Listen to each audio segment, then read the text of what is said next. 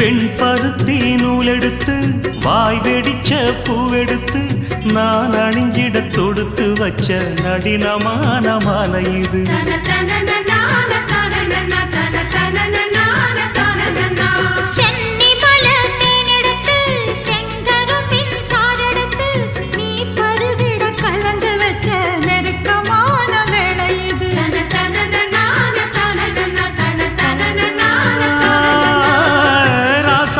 உடம்பிருக்கும் ரவிக்க துணி நானாக அன்னாடம் சூடி கொள்ள ஆசை வச்சாகாதா.